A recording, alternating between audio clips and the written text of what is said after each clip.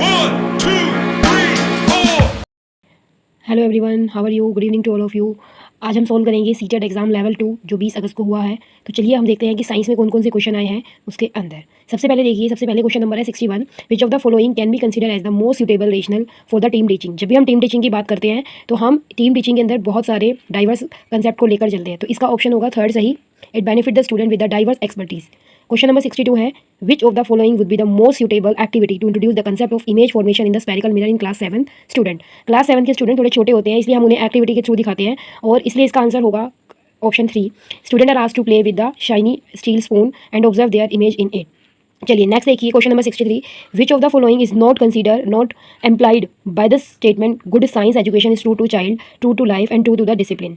तो नॉट हमें ढूंढना है बेटा इसके अंदर। तो science education should train the student to remain discipline in the school.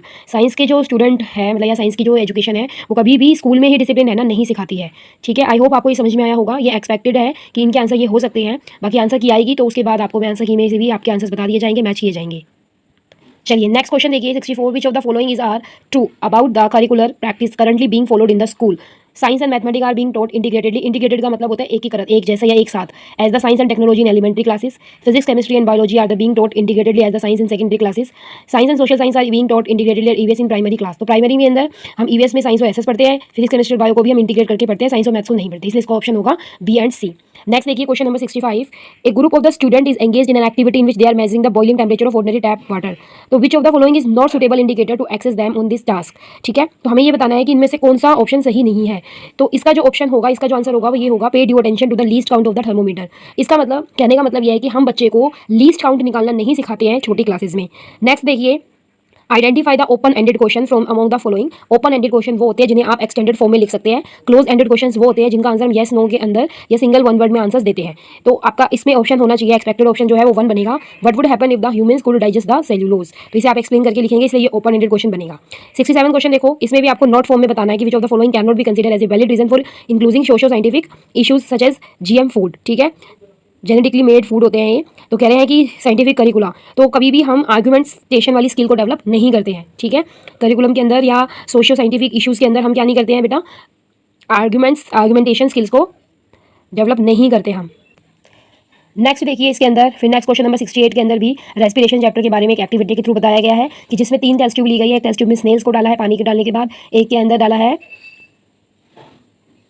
B के अंदर डाला है हमने एक प्लांट डाला है, और सी के अंदर स्नेल और प्लांट दोनों को डाला है। तो टीचर ने इस एक्टिविटी पर बेस्ड उनसे ये पूछा है कि which process skill is the teacher emphasising in this case. So जब भी ऐसे क्वेश्चन आते हैं बेटा तो हम प्रेडिक्ट करते हैं इस चीज में। Predicting is the correct option. Which of the following, next 69। Content validity की बात कर रहे हैं तो कंटेंट अपडेटेड होना चाहिए, कंसेप्ट एक्यूरेटली रिप्रेजेंट होनी चाहिए। ठीक है, ट्रिवलाइज नहीं होने चाहिए वो। ठीक है, तो इसका आंसर थर्ड बनेगा, A and B. Question number 70 में देखिए, note correct in respect of the activity suggested at a part of extended learning in text book. So question number 70 का सही आंसर होगा, these form an important basis of students evaluation. Okay, तो चलिए अब हम देखते हैं कि साइंस से रिलेटेड क्वेश्चन जो आएंगे आपकी बुक्स के अकॉर्डिंगली, एनसीईआरटी बेस्ड क्वेश्चन जो है वो सारे आपके साइकोलॉजिकल बेस्ड क्वेश्चन थे, चाइल्ड डेवलपमेंट से रिलेटेड। तो 71 क्वेश्चन क्या कहता है कि which of the following substance are present on the rubbing surface of the match box. Match box की रबिंग सरफेस पे रेड फास्फोरस होता है। ठीक है, रेड फास्फोरस और मैग्नीशियम इसका सही आंसर होगा। 72 में कहता है कि A and B secrete their hormone when they receive the order from the gland C. तो एबीसी को पहचानना है, तो आपका आंसर में जिसमें पिट्यूटरी ग्लैंड आएगा वही आपका सही आंसर होगा। The reason behind this pituitary gland ही क्या करती है, ऑर्डर देती है, मास्टर ग्लैंड कहलाती है। नेक्स्ट है आइडेंटिफाई द इनकरेक्ट स्टेटमेंट। इसमें से इनकरेक्ट स्टेटमेंट आपको बतानी है। तो इनकरेक्ट स्टेटमेंट होगी आपकी clearly soil is the more fertile as compare to loamy. ये इनकरेक्ट है। ठीक है, ये लेस फर्टाइल होती है। The image formed by pinhole camera is real. Pinhole camera जो होते हैं 6th क्लास की बुक एनसीईआरटी का कंसेप्ट है ये, जिसमें लाइट स्ट्रेट लाइन में ट्रैवल करती है। तो पिनहोल कैमरा के अंदर जो लाइट स्ट्रेट लाइन में ट्रैवल करती है इसलिए उसकी इमेज रियल इन्वर्टेड बनती है। नेक्स्ट कहता है identify the set comprising the plant produce the bisexual flower. Bisexual flower जो होते हैं इसमें मेल और फीमेल दोनों पार्ट्स होते हैं, यानी मस्टर्ड रोज और पिट्यूनिया आपका इसका सही आंसर होगा। चलिए नेक्स्ट क्वेश्चन देखते हैं। नेक्स्ट क्वेश्चन नंबर 76 है, identify the set comprising cold blooded organism में आते हैं आपके स्नेक एंड फ्रॉग। तो इस जिस भी ऑप्शन में स्नेक फ्रॉग होंगे, कॉकरोच, ये कोल्ड ब्लडेड के अंदर होंगे।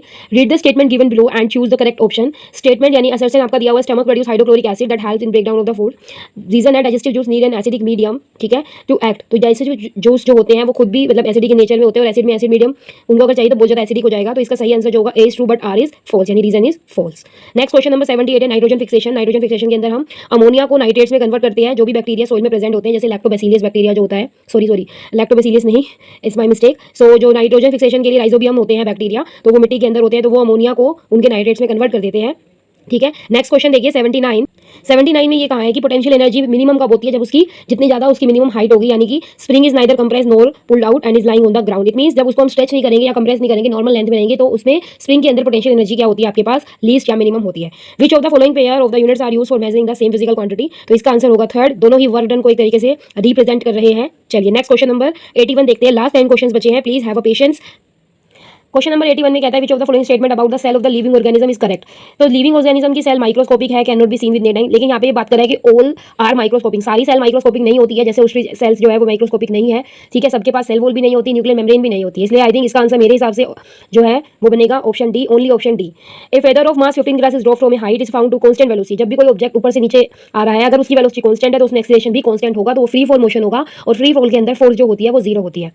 उसके बाद कहता है कि 83 के अंदर an ion X3+ is obtained from an element, ठीक है। इसके अंदर कह रहा है कि एटॉमिक नंबर और एटॉमिक मास आपको दिए गए हैं, तो आपके पास नंबर ऑफ प्रोटॉन और नंबर ऑफ इलेक्ट्रॉन किसी भी एटम के अंदर सेम होते हैं, ठीक है। उसके अलावा जो आपका 27 एटॉमिक मास है, एटॉमिक नंबर 13 है, ठीक है। एटॉमिक नंबर ऑफ प्रोटॉन को रिप्रेजेंट करते हैं, तो प्रोटॉन तो उसके पास प्रोटॉन इसके पास 13 है, 3 इलेक्ट्रॉन रिमूव हो गए हैं, ठीक है। पॉजिटिव आयन बना रहा है तो इलेक्ट्रॉन रिमूव होते हैं, एंड 27 में से आप 13 को माइनस करेंगे तो 14 इसका आंसर आ जाएगा। That means number of neutrons are 14। तो क्वेश्चन नंबर 84 में मैचअप करने हैं आपको, तो इसका सही आंसर जो होगा, आई थिंक इसका सही आंसर जो है वो थर्ड ऑप्शन बनेगा, ठीक है, अकॉर्डिंग टू मी। बाकी आंसर की हम चेक कर सकते हैं।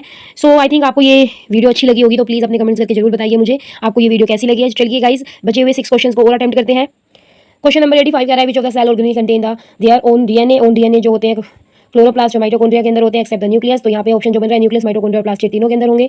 नेक्स्ट क्वेश्चन नंबर 86 में कहता है कि डेंसिटी दे रखी है 4 लिक्विड्स की, ठीक है, तो हमें उनमें कंपैरिजन करना है। तो जब भी हम कंपैरिजन की बात करते हैं तो हाईएस्ट जो सबसे जो आपके पास मैक्सिमम और मिनिमम होती है, एक तरीके से उनको लेकर हम उनकी वैल्यूज को कैलकुलेट करते हैं। सो गाइस इसका आंसर होगा 86 का, आई थिंक मेरे हिसाब से जो इसका आंसर बनेगा वो बनेगा ऑप्शन नंबर 4, ठीक है। तो आप एक बार आंसर की में चेक कर लीजिए, बाकी आप मुझे कमेंट करके बता सकते हैं कि किस किस के कितने आंसर सही हुए हैं, ताकि आपको भी एक कॉन्फिडेंस लेवल मिल जाए। चलिए नेक्स्ट क्वेश्चन नंबर 87 को हम डिस्कस करते हैं। 87 में कह रहे हैं इलेक्ट्रिक करंट एक वेक्टर क्वांटिटी असर्शन है। रीजन ये कहता है कि एक करंट जो है वो एक क्वांटिटी, इसके पास मैग्नीट्यूड डायरेक्शन दोनों होते हैं। तो इलेक्ट्रिक करंट गाइस मैं आपको बता देती हूँ कि इलेक्ट्रिक करंट जो होता है एक स्केलर क्वांटिटी होती है, वेक्टर क्वांटिटी नहीं होती है। लेकिन एक ऐसी क्वांटिटी, यहाँ पे स्केलर या वेक्टर की बात नहीं कर रहा हूँ, सिंपल क्वांटिटी कह रहा है जिसमें मैग्नीट्यूड और डायरेक्शन होती है, तो इसलिए इसका आंसर जो होगा A is false but R is true.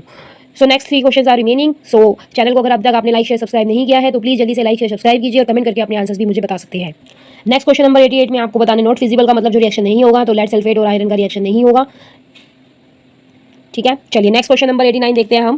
Question number 89 में कहता है कि आपको एक पैराग्राफ दिया हुआ है, उसके अकॉर्डिंग पढ़ना है। तो आई थिंक मेरे हिसाब से इस क्वेश्चन का आंसर थर्ड होगा, थर्ड पार्ट बनेगा कि सबसे पहले जो मदर के एग्स हैं और फादर के स्पर्म से फ्यूज होकर वो जाइगोट बनाते हैं, ठीक है। जाइगोट की जो सेल्स है begins to develop in the organ tissue, this developing structure is called the embryo. Zygote जो होता है डेवलप होकर एम्ब्रो बनता है, यूट्रस की वॉल से कनेक्टेड होता है, एक तरीके से कह सकते हैं।